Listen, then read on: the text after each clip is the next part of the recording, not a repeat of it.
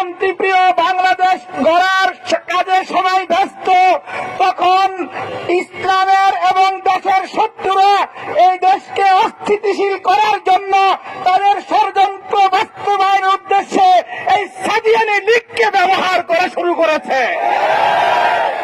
এই সাদিয়ানিদের একটা জঘন্য বক্তব্য হচ্ছে, তাদের তথাকথিত নেতা মাওলানা সাদকে যারা অমান্য করবে তারা ওয়াজিবুল কতল। এইরকম জঘন্য সন্ত্রাসী কর্মকাণ্ডের উস্কানি দিয়ে তারা কিলিং মিশন নিয়ে মাঠে নেমেছে।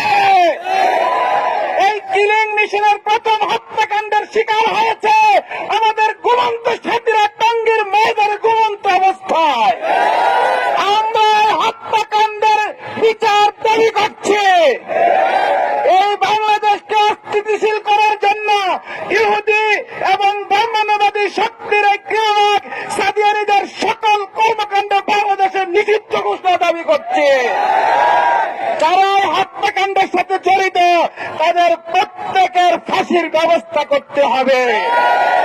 একজন দুইজন মুয়াজ্জিন নূরের মতো সমস্ত কুলাঙ্গারদের গ্রেফতার করলে হবে না, সবাইকে আইনতে আনতে হবে।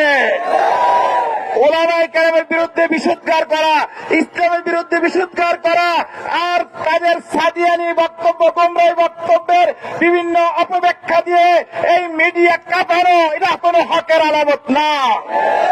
তারা জালিয়াতিমূলক মিথ্যাচার করছে। তাদের এই গোমরাহী দেশবাসীর সামনে স্পষ্ট হতে হবে।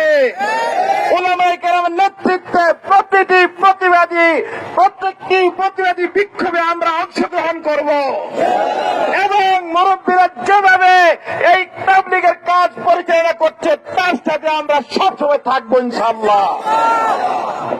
সংগ্রামী তাওহীদি জনতা, এই পর্যায়ে বক্তব্য রাখবেন হাজীপাড়া মাদ্রাসার সংগ্রামী শিক্ষা সচিব, নারায়ণগঞ্জের তরুণের অহংকার হযরত মাওলানা মুফতি মাহমুদুল হাসান।